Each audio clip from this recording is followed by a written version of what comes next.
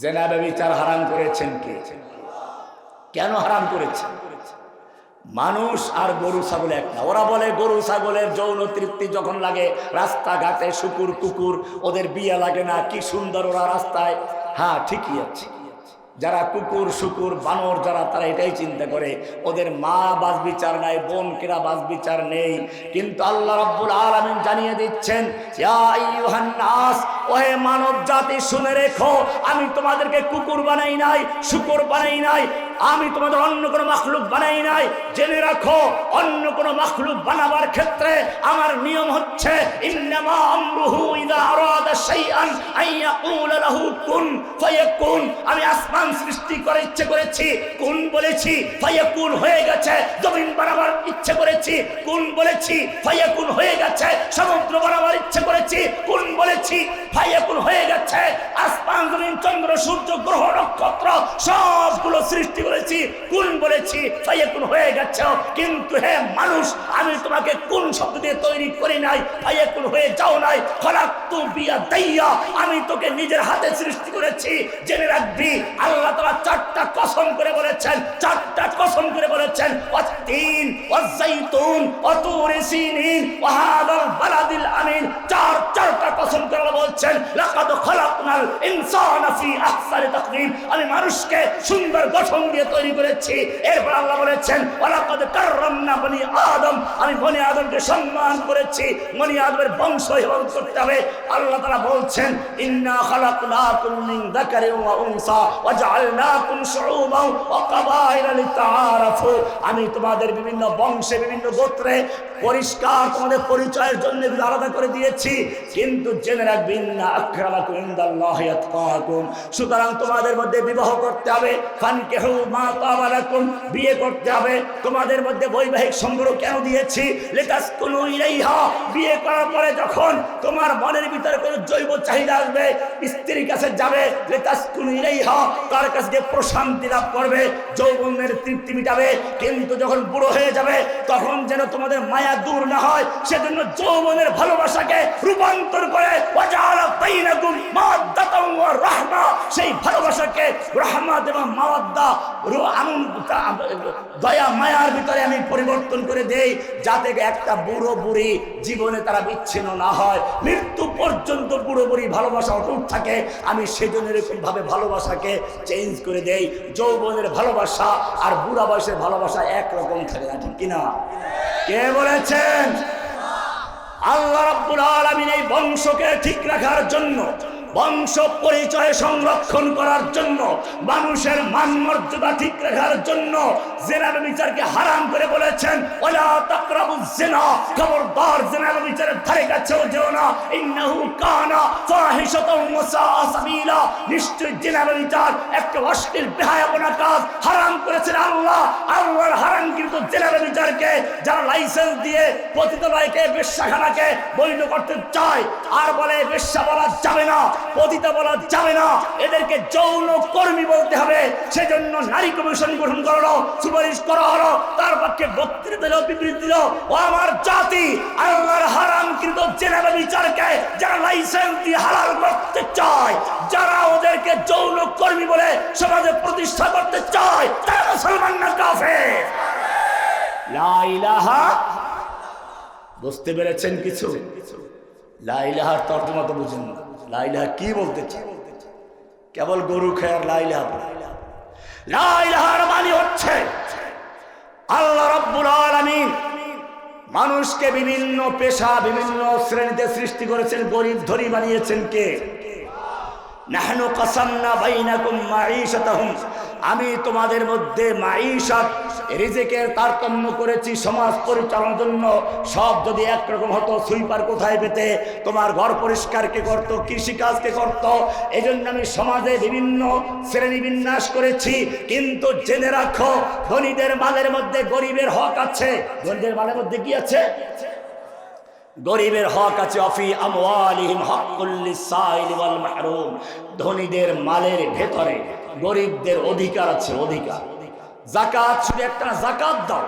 যাকাত মানে হচ্ছে ধনীদের থেকে নির্দিষ্ট পরিমাণ মাল নেও, গরিবদেরকে দাও। গরিবদেরকে আমার জাতি সেই যাকাত ভিত্তিক অর্থ ব্যবস্থা বাতিল করে দিয়ে সুদ ব্যবস্থা চালু করলো।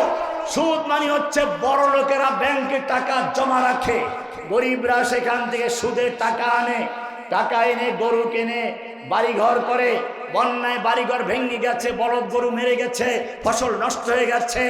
এখন বড় লোকের সুদের টাকা মাফ হয় না, বরং আরো চক্রবৃদ্ধি আকারে সুদ বাড়তে থাকে।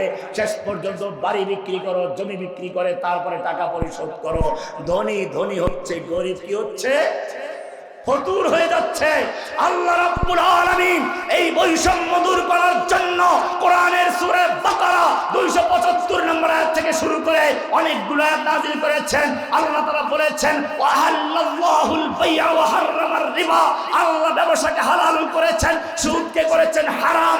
এরপরে বলেছেন ইয়ামহাকুল্লাহুর রিবা ওয়া ইউরবিস সাদাকাত, আল্লাহ ব্যবসাকে, আল্লাহ তাআলা সাদাকাতকে বৃদ্ধি করেন আর সুদকে নির্মূল করে দেন। এরপরে আল্লাহ বলেছেন ইয়া আইয়ুহাল্লাযীনা আমানুত্তাকুল্লাহা, হে ঈমানদারগণ যদি সত্যিকার আল্লাহকে ঈমান এনে থাকো, আল্লাহকে ভয় করো, ওয়াজারু মা বাকিয়া মিনার রিবা ইন কুনতুম মুমিনিন। আমার বিধান জানার পরে, আল্লাহর বিধান জানার পরে তোমাদের যত পাওনা সুদ আছে সবগুলো বর্জন করো, ছেড়ে দাও। ইন কুনতুম মুমিনিন, যদি সত্যিকার মুমিন হয়ে থাকো। ফাইন লাম তাফআলু, আল্লাহর বিধান জানার পরেও যদি সুদ বর্জন করতে না পারো, ফাযানু বিহারবিন মিনাল্লাহি ওয়া রাসূলিহি, তাহলে আল্লাহ এবং আল্লাহর রাসূলের সঙ্গে যুদ্ধ করার জন্য তৈরি হয়ে যাও। কার সঙ্গে যুদ্ধ? সুদ হারাম করেছেন কে? যারা আল্লাহর বিধান যাকাত ভিত্তিক অর্থ ব্যবস্থাকে বাতিল করে দিয়ে, আল্লাহর হারামকৃত সুদকে হালাল করে দিয়ে, লাইসেন্স দিয়ে বৈধ করে দিল। সোনালী ব্যাংক, রূপালী ব্যাংক, পূবালী ব্যাংক, জনতা ব্যাংক, যত ব্যাংক আছে সব জায়গায় লাইসেন্স দিয়ে সুদের কারবারকে বৈধ করে দিল। ও আমার জাতি, চিৎকার মেরে বলো তারা মুসলমান না কাফের? হাজার বার লা ইলাহা পড়লেও তারা মুসলমান হতে পারে না। লা ইলাহা, লা ইলাহা মানে বর্জন, ইল্লাল্লাহ মানে গ্রহণ। লা ইলাহা মানে হুকুম চলবে কার? ব্যাংকে হুকুম চলবে কার? চলে কিনা? আদালতে হুকুম চলবে কার? চলে। সংসদে হুকুম চলবে কার? বোঝা গেল লা ইলাহা ইল্লাল্লাহ পড়ে আবার মুসলমান না। আপনি কবেন মক্কার কাফেররা, আমি বলি মক্কার, আমরা এই এলাকার মুসলমান যেরকম, মক্কার কাফেররা এর চেয়ে ভালো মুসলমান ছিল। কি ছিল? ওই যে দুর্গা দেবী কোথেকে যেন আসে, কোথা থেকে আসে কোথায় যায়, আমাদের দেশের একটা দেবী এসেছিল, দিল্লি থেকে এসেছিল। কিসের চলে আসছিল? আসছে না না, ওই আগে আসছিল কেন? আরে দিল্লি থেকে যখন আসছিল, বোঝেন না কে আসছিল? দুই বোন একসাথে আসছিল। দুর্গা দেবী তো আসে একা, আমাদের দেশে দুইটা দুর্গা এসেছিল একসাথে। এরপরে যাতে চলে এসেছিল, যাওয়ার সময় তলপি তলপা নিয়ে পিছনের দরজা দিয়ে হেলিকপ্টারে করে পালিয়ে চলে গেছে। গজে চড়ে আসে, হেলিকপ্টারে পালিয়ে যায়, ঠিক কিনা? এই লোকটা বলেছিল হিন্দুদের মন্দিরে গিয়ে, আমি হিন্দুদের বিরুদ্ধে কথা বলছি না, ওরা ওদের ধর্ম পালন করুক, সমস্যা নেই, তুমি মুসলমান। হিন্দুদের মন্দিরে গিয়ে বলল আমরা জানি মা দুর্গা দেবী প্রতি বছর কোনো না কোনো বাহনে চড়ে আসেন, এবার এসেছে গজে চড়ে। আর মা দুর্গা দেবী গজে চড়ে আসলে ফসল খুব বেশি হয়, এবার বাস্তবে তাই হয়েছে। আমি তখন ধানমন্ডি হাতেমবাগের ইমাম, পরিষ্কার একটা খুতবা দিলাম, যেখানে পরিষ্কার বলেছিলাম তোমার যে আকীদা বিশ্বাস, এর চেয়ে মক্কার কাফের মুশরিকদের বিশ্বাস এর চেয়ে অনেক ভালো ছিল। এই প্রথম খণ্ড রাখি, মক্কার কাফের মুশরিকদের আকীদা অনেক ভালো ছিল। পরিষ্কার আয়াত দিয়ে দলিল পেশ করেছিলাম।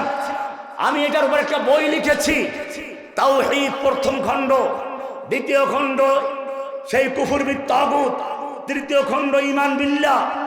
এগুলোর উদ্দেশ্য হচ্ছে বিষয়টা ক্লিয়ার করে দেওয়া। এদেশের মানুষ ইসলাম মানে ঈমান আনে, কিন্তু জানে না ঈমান মানে কি।